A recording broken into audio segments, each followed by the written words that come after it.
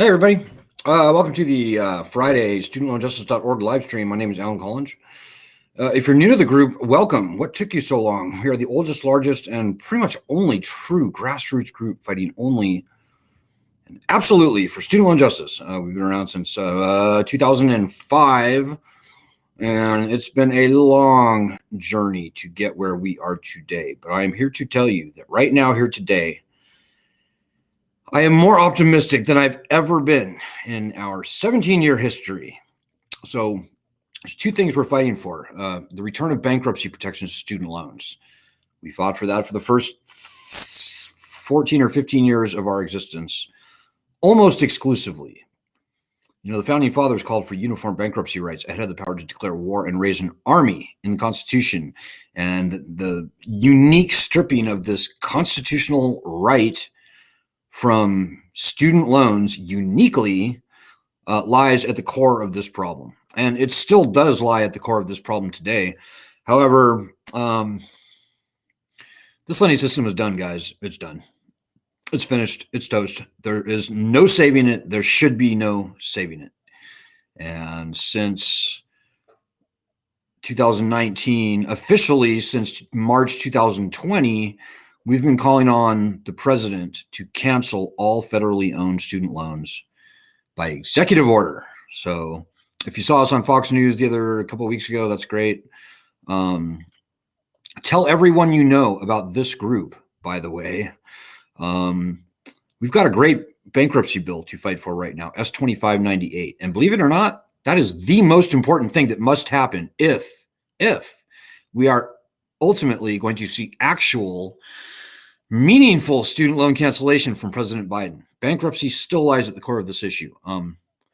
So tell everyone you know about this group, because quite frankly, if it weren't for this group, we would not have a bankruptcy bill to fight for. I kid you not. If it weren't for this group, I don't think we'd be hearing about student loan cancellation by executive order. You know, we started the petition back in, as I said, March 2020, which brought that whole idea into the public sphere. And it wasn't until 6 months after that that Elizabeth Warren and Chuck Schumer appropriated the concept, and we're glad they did. But unfortunately, Elizabeth Warren and Chuck Schumer dumbed down the concept of canceling loans. They put this artificial, arbitrary $50,000 cap on their proposal. He said, cancel up to $50,000. You know, every lawyer in Washington, D.C. knows that up to are weasel words. And if and when the Department of Education and its bureaucrats have their way, up to will come to mean almost nothing for almost everyone. This is the way they've always operated, the way they always will operate. As long as the constitutional threat, the leverage of bankruptcy remains gone. So tell everyone you know about this group. We are kind of a big deal, believe it or not. So it's been a very strong week for us, ladies and gentlemen, and it's getting tougher. We're getting overwhelmed. I mean, make no mistake, if you read the internet, watch the news, whatever, everybody's talking about student loan cancellation right now. And the bad guys, our opposition, they are unloading with both barrels against us everywhere, from the right and from the left. It is, quite frankly, hilarious. I think they're going to overplay their hand. Methinks thou doth protest too much, I think William Shakespeare said. And that's exactly what's going on, guys. Our opposition is freaked out right now. They're freaked out. And they are going to pull out all the stops to keep this lending scam going. They will fail, by the way. This lending system is done. It's toast. There is no saving it. The numbers don't lie, guys. Even before the pandemic, 64.3% of everyone was not paying on their loans. That's nearly 2/3 of all borrowers. And even if you count the people who were in college, so they were on in-school deferment, it's still 57% of the borrowers were not paying before the pandemic.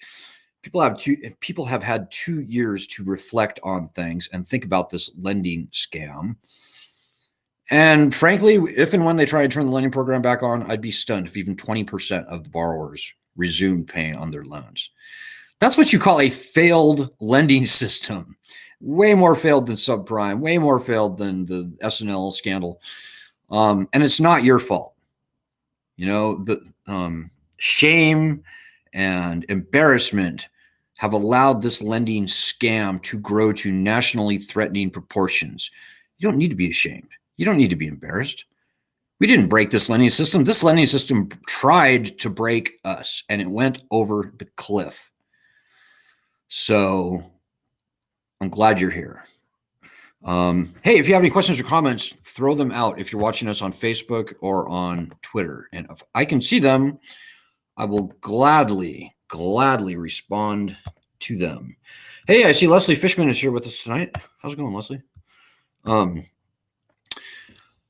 Big week, big month. Let's see. Today, I was hoping to get a little bit of a breather from this 24/7 nonstop war.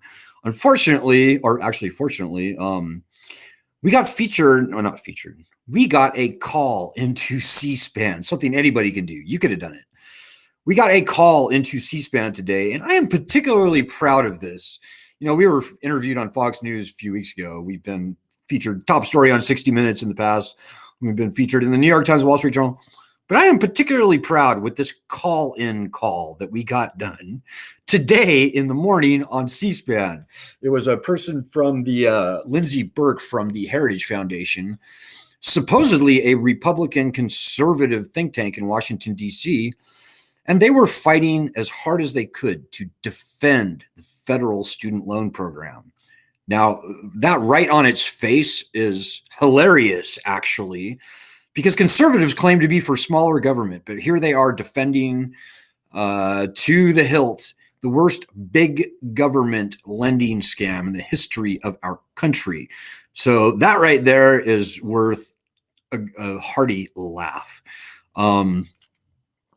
But just listening to the nonsense they were spewing out, let me play the clip for you, okay? I'm going to play this thing. It was a quick call. See if I can share my screen here. You might get a kick out of this. And by the way, anybody can do this. You could have done this. You should have done this. We're a grassroots group, guys, by the way.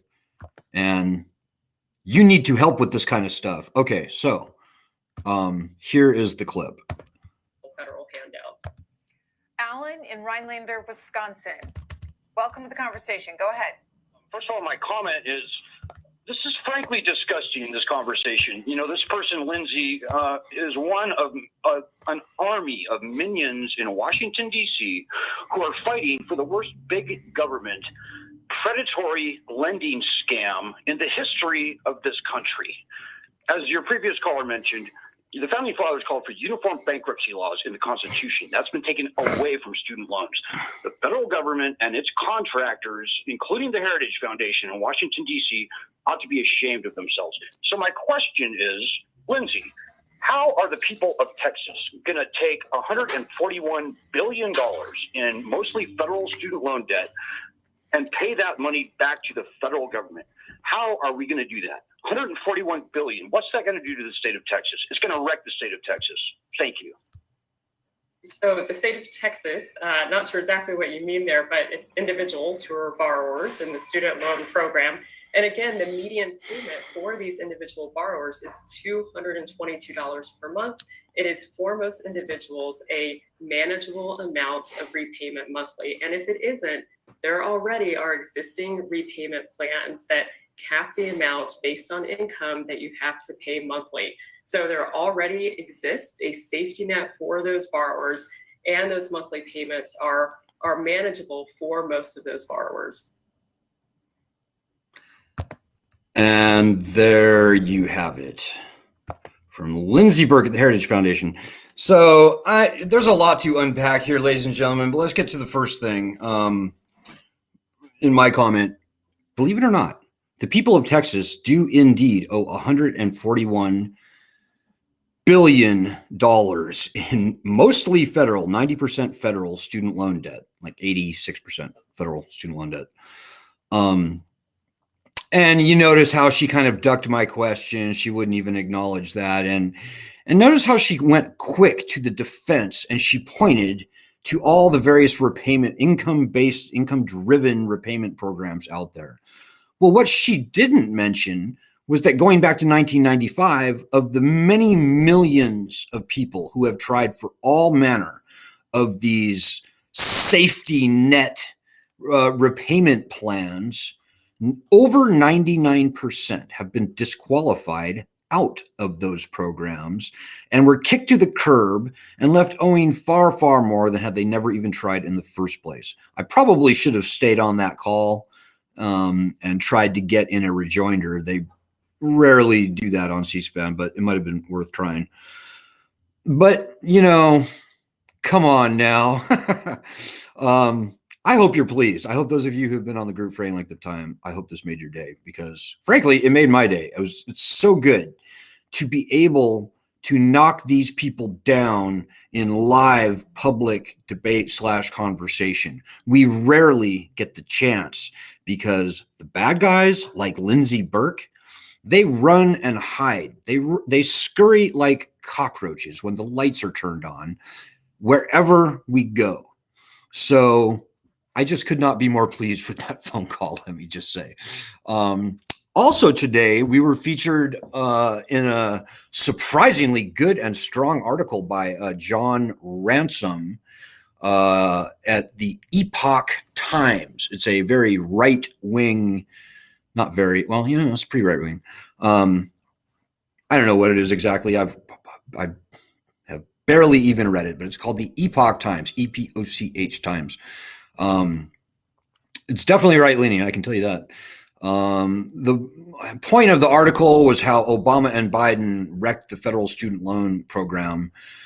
I don't know that I completely agree with that, but I did truthfully say that among all sitting, serving, living public officials, Joe Biden deserves more credit than anybody on earth for the student loan crisis, going back to the 1970s when he was a surprisingly key junior senator when they first started monkeying around with bankruptcy laws.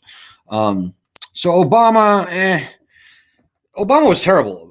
Nearly $1 trillion was added onto our back, but I don't point so much at Obama, but whatever. I didn't write the article. He wrote the article. The most important thing about this article is that it finally gets out a number of unreported truths that we have been screaming from the rooftops, like how most borrowers are over 35 versus under 35, how people over the age of 50 outnumber the people under the age of 25 and owe 300% more. So I don't know if he broke that point exactly, but he did link to our article, and I think he did say that. Some other very strong points to be made in this article. So if you Google Epoch Times and student loans and like Collins, my last name or something, or student loan justice, you can see it for yourself. So yeah, it was a pretty strong day for us, guys. By the way, as I said, our opposition is turning it up way past 11 right now, and it's a good thing. I think they're gonna overplay their hand, and I think people are finally starting to get a whiff of the fact that these people are desperate and they are fighting tooth and nail to keep this indefensible lending scam going.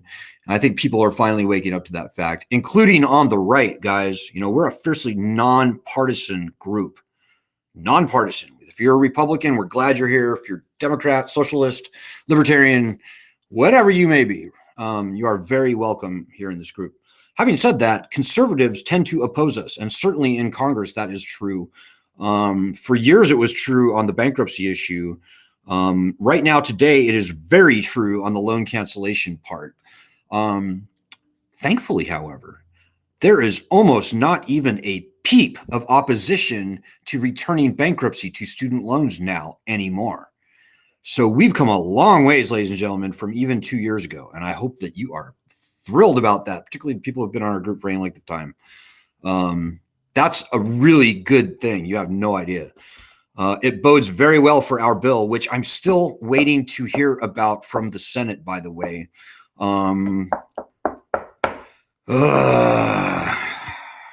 Still waiting to hear. The last 3 weeks were extraordinarily important for our bill. I don't know how it's shaking out right now. I think all the conversations are being had like right now, or maybe have already been had. And so as soon as I hear word on what's going on with this bill, I will certainly let you know. But the number one action item I have for all of you, if you forget everything I say tonight, remember this. Go to our website and do at least a week, if not a month's worth of our daily actions. When we get the threat of bankruptcy back, Biden pretty much has to cancel loans. Until we get the threat of bankruptcy back, I don't think we're going to see any meaningful student loan cancellation from Joe Biden. That's just a fact, guys. That's the political reality. Biden's a dirtbag on this, guys. I'm just going to say. But at the same time, Biden is a politician and he can be pushed. So, but I know he won't be pushed unless we get the leverage, the threat of bankruptcy back on our side. Nobody wants to file for bankruptcy, guys. I get that. Least of all me, least of all you. But that's not what's important. What's important is that we have the threat of bankruptcy back on our side. That is the most important thing I'm going to say tonight. So this bill, S-2598, is just absolutely critical. Hey, guys. Oh, we have a lot of comments here. Joanna says, Biden, the biggest liar of all time. And, of all the presidents that have presided over the years that we've been around fighting this battle, Joanna, I have to actually agree with you. No president, not Obama, not George Bush, have been, not Trump, have so blatantly betrayed us. Before the election, Joe Biden was saying things like, if you earn less than $125,000 a year and went to public college or HBCU, I will eliminate your student loan debt. He said that. He also said, I will return bankruptcy protections to student loans. And in fact, he was obligated to do both of those things on day one. He did neither of those things. In fact, he did kind of the opposite. As soon as he was sworn in, he was saying, oh, no, I don't have the power to I'm not going to be canceling student loans, not by executive order. I don't have the power to do that. I won't be doing that. And by the way, why should people who went to Harvard and Yale get their loans canceled? Which is just disgusting. Hey, Doug Grostfin says, are you always knocking on wood or Formica? Good point, Doug. I think I'm knocking on some kind of a weird lacquered particle board. The put together desks that you get at like Walmart is what I'm working with here, man. So that is what it is. So going from oldest to newest, Doug Grossman says, Alan, you kicked ass on your interview with Lindsay Lipstick this morning. Yeah, right. Did you notice you see the little smirk she got on her face about like 10 seconds into that question? Hey, Rachel Warner says, what does SLJ think about the letter to POTUS from the 8 attorneys general calling for total cancellation? I'm very glad to see that from the 8 attorneys general, Rachel. I thought that was a great thing. However, all of those attorneys general were Democrats. And as I said, we're a fiercely nonpartisan group. We need to see a similar letter from some Republicans attorneys general. Quite frankly, we need to see a few Republican governors stand up and tell Biden to cancel these damned loans. This lending system is hurting red states far worse than blue states. Republicans should be on our side. If we could get even one Republican attorney general saying cancel all the loans, that would almost be game over. Almost be game over. That would break the partisan divide. And the partisan divide is what is killing us and what has kept us down for the entire 17-year history of our organization. If we could get even one Republican governor, like, Greg Abbott in Texas, $141 billion. Ron DeSantis in Florida, $120 billion federal student loan debt. Brian Kemp in Georgia, $82 billion in mostly federal student loan debt.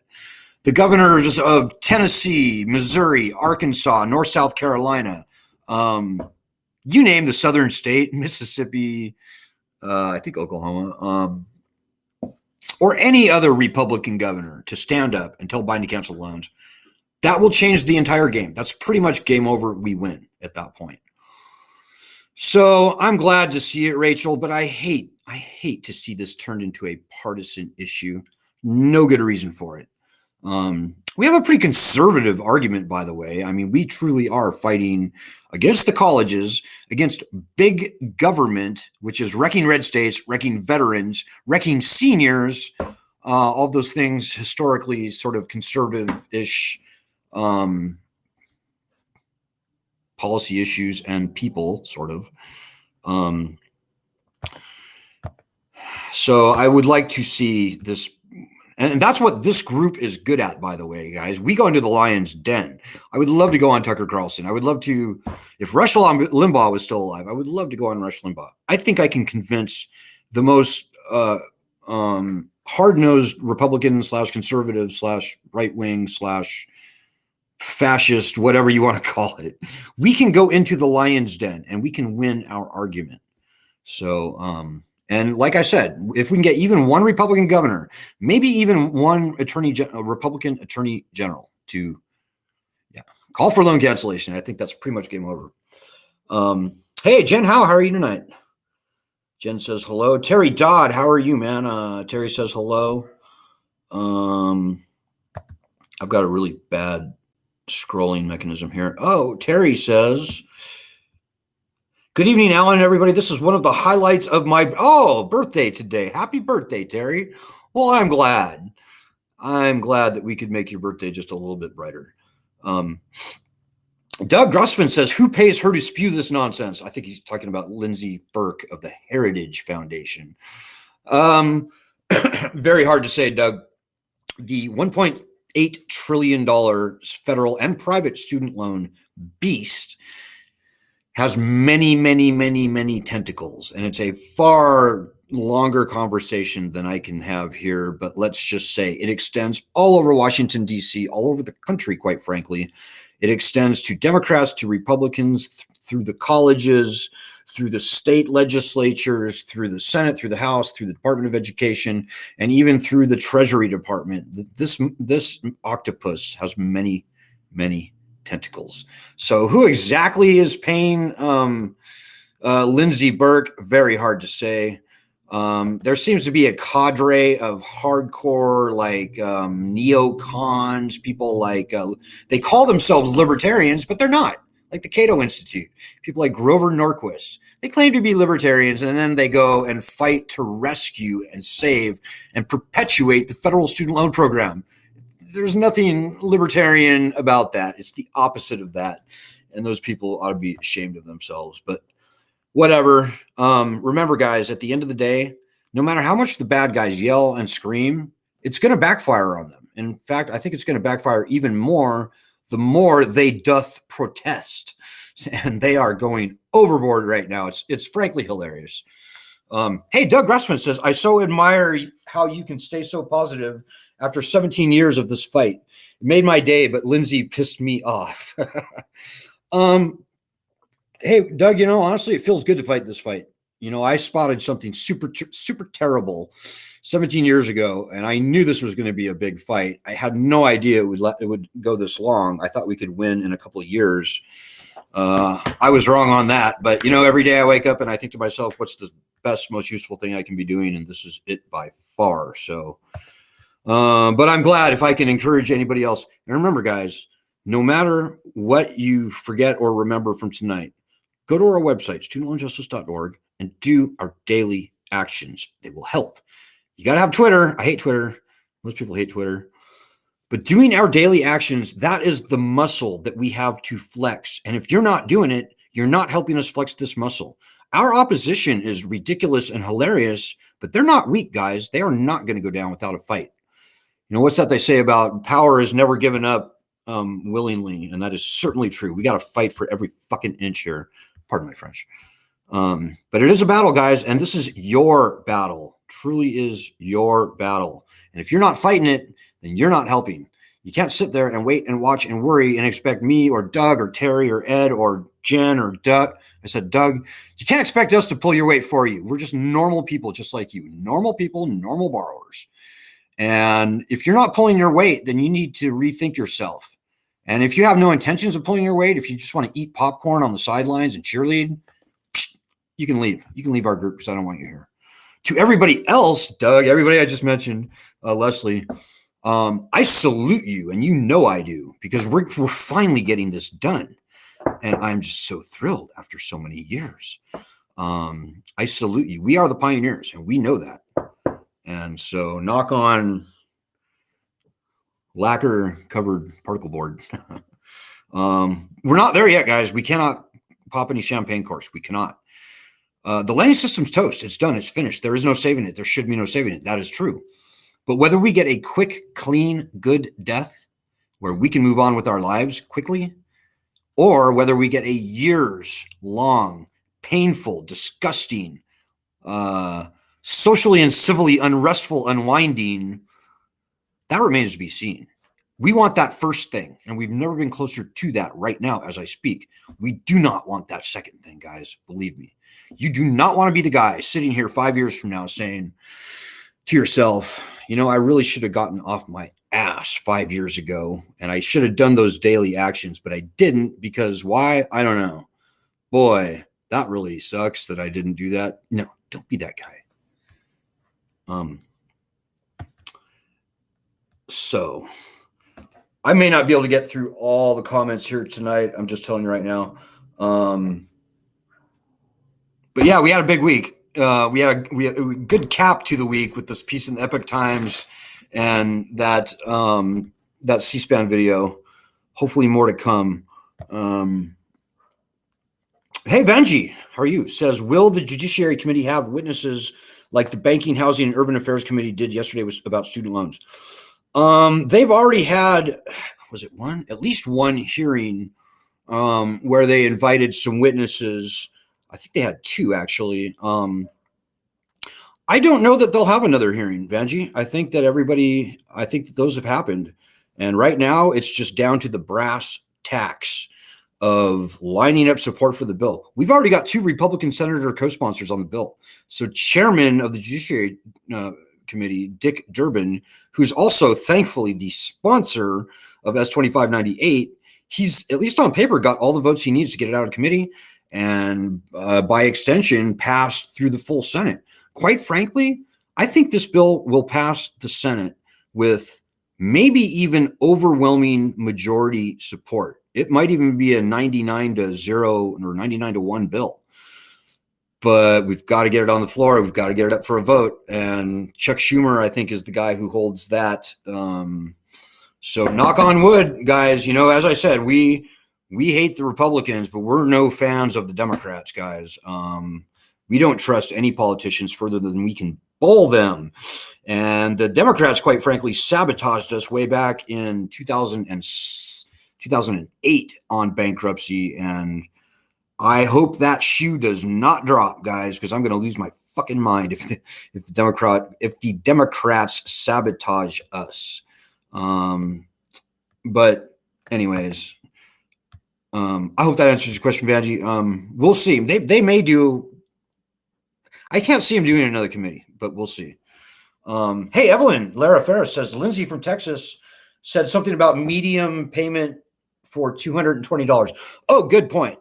She said the average payment is $220 for Lindsay Burke Heritage said the average payment is $220 for the average borrower. You know, that's includes all of the various income-based repayment programs that 99% of everyone is being kicked out of. Interest is accruing on these people. The average monthly loan payment for people who are not in one of these programs is $400 a month. And oh, by the way, inflation has increased the average monthly cost to the average household of 2.5 people by $500 a month.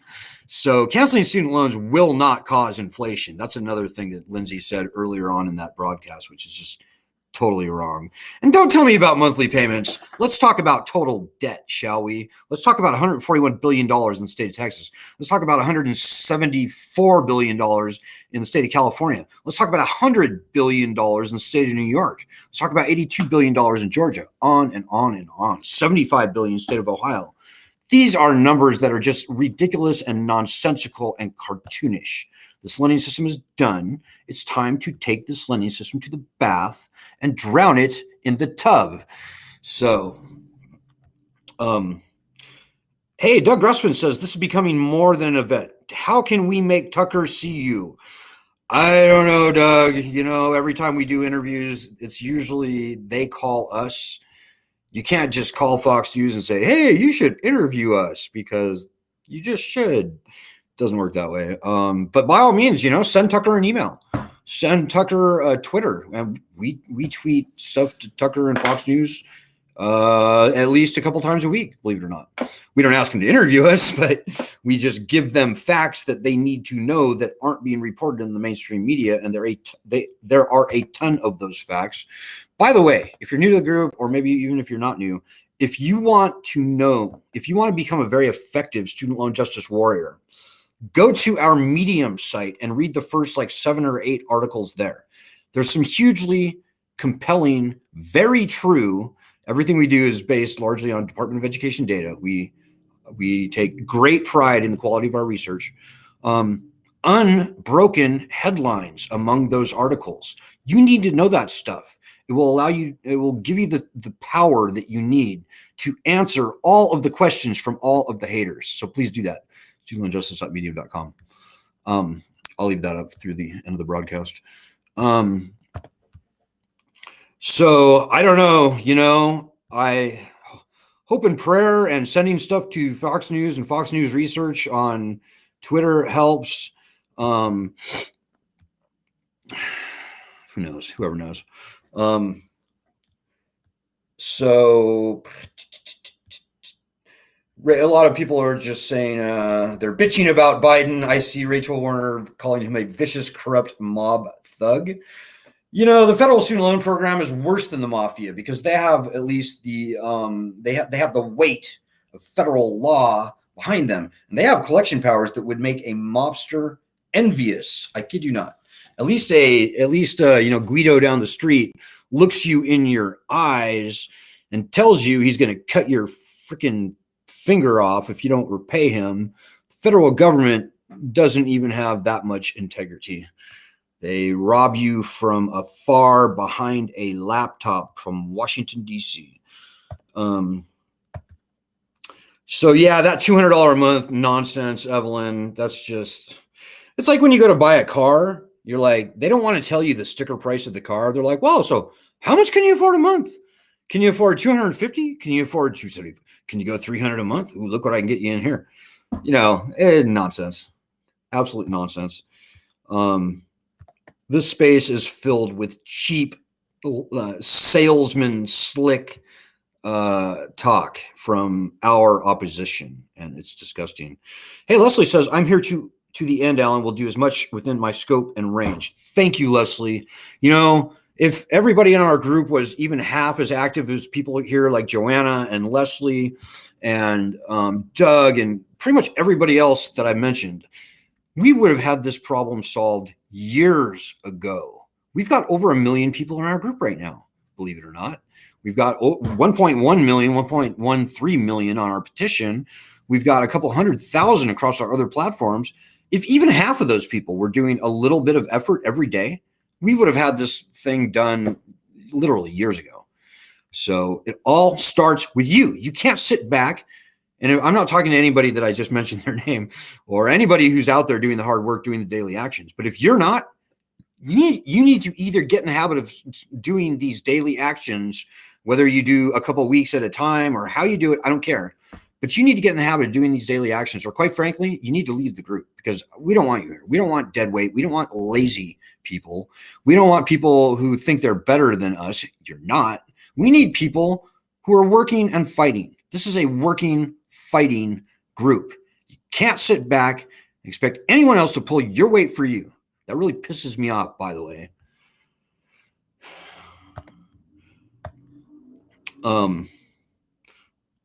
So, okay, guys, well, I'm going to leave it there at that. But it was a fun end to a roller coaster week. I hope you're pleased. More than anything, I hope that you're stoked so that we can keep fighting over the weekend. We don't stop here. We're 24/7. We're 7 days a week. But keep fighting and be glad to be fighting this fight. It feels good to be fighting this fight, because all we do all day long is tell the truth, and we stand up to liars And we educate people the truth, because before most of them didn't even know the facts about this lending system, which you can see for yourself at our Medium platform. So, yeah, guys, I'm stoked. I hope you are too. Don't know what more I can say, but I hope you all have a great weekend. I hope you're encouraged and enthused. I hope you will spread all of our stuff around. I hope you will follow us on Twitter. Maybe that's the final thing that I'll leave it on. We could really use more followers on Twitter. Our account is only a year old. I really resisted using Twitter for the longest time, but I finally had to knuckle under and do it. And I wish I would have done it years ago, but we need way, way, way, way more followers on Twitter. So student loan just #1, which I will dial in here. And this will be the last thing that I leave you with. Student loan just #1. There it is. Follow us on Twitter and help us on Twitter. It helps. I hate Twitter. You hate Twitter. Twitter helps. Okay, ladies and gentlemen, have a great weekend. I'll see you on Sunday. Good luck. Godspeed. God bless everybody.